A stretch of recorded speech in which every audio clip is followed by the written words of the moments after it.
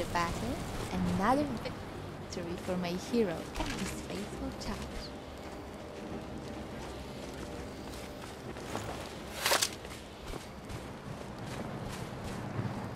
Wow, that was a frightening experience. The Nords should really consider burning their dead. Although granted it would make opening urns a lot more harrowing.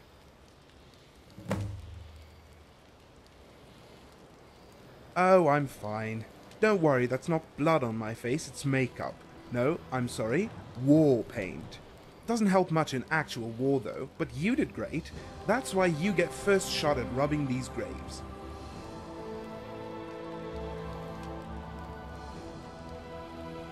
Yes, it's almost rather adorable the way they think they can still spend it. And even if they could, what would they spend it on? Traps, probably. Although I imagine the only thing a skeleton fears are dogs. The name's Rumarin, professional adventurer, bladebinder, and grave robber.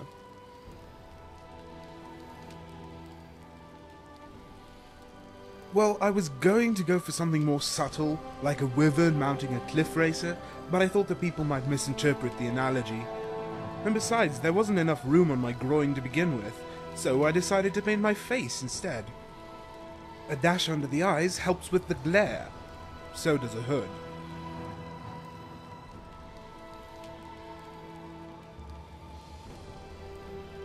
It's right there in the word.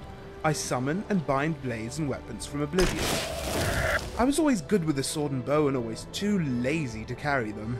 Learning how to conjure the weapons I need solved that dilemma.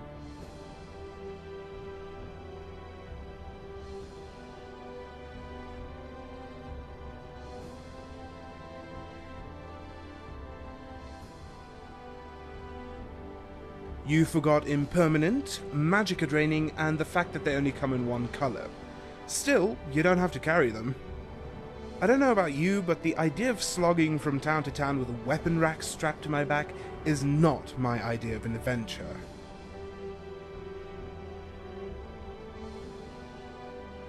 No, I can't compare to them, unless by illusion you mean hiding a dagger in my sleeve. Not unless by alteration you mean covering my nose around beggars, or by destruction you mean what time does to love. I consider myself more of a blacksmith. Oblivion is my forge and conjuration my hammer.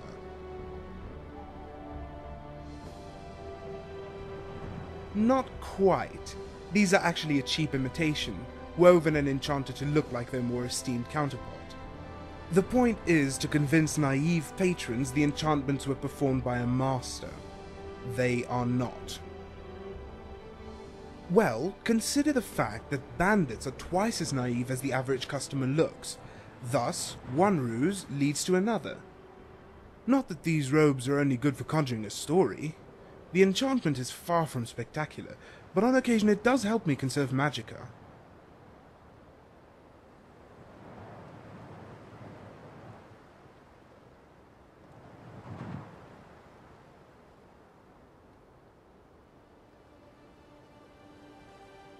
Unfortunately, I'm not familiar with bound armor spells, and I've yet to find a book on the subject in my travels across Skyrim.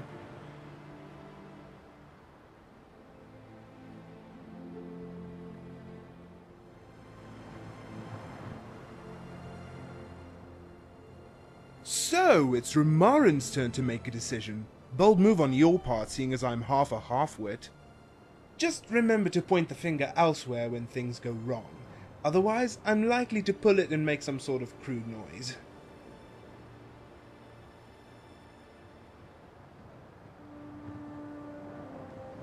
Well, now that you mention it, I was in Riverwood listening to this half-wit tell me about the story behind the Sleeping Giant Inn. Naturally, as he was twice as smart as I am, I was intrigued. Supposedly there's an actual sleeping giant living somewhere in Falkreath.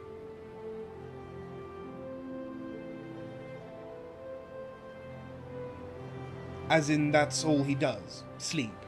Part of a Hagraven spell, supposedly. It only wakes when somebody tries to steal the witch's treasure. Now, the person I spoke with said he already slew the giant, but later on I realized he was making the whole thing up, the slaying part. The giant and the treasure may very well exist.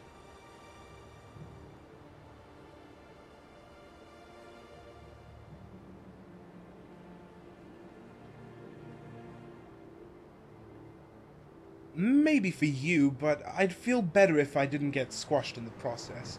And besides, there may be a better way. The half-wit told me there's a trick to the spell that lets the Hagraven get to her treasure. According to him, all we need to do is play it a lullaby and we'll be able to rock the angry giant back to sleep. It inevitably will, which is why I propose we bring along some muscle just in case the whole lullaby thing doesn't work. I have some friends in Morthal who told me there's some legendary hero who lives in the marsh and rides a chorus. If we can recruit him and the bard, I'd feel a lot more comfortable about our chances.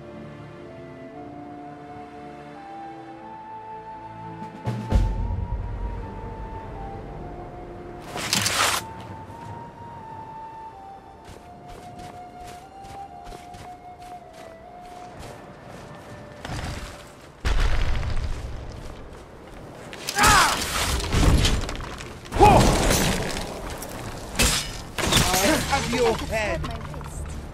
No, what?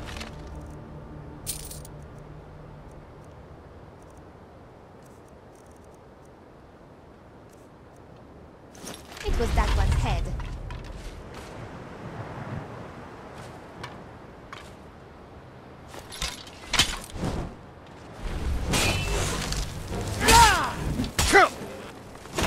Somehow, I don't think we'll be hearing the bard sing about this battle.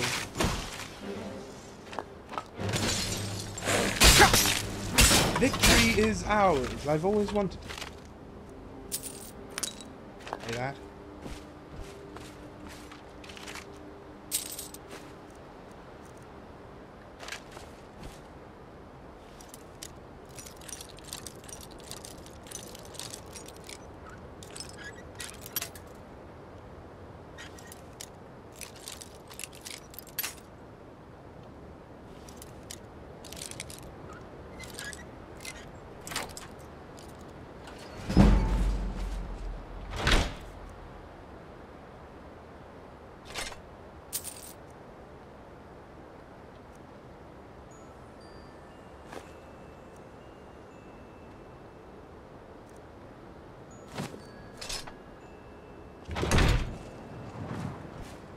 Yes?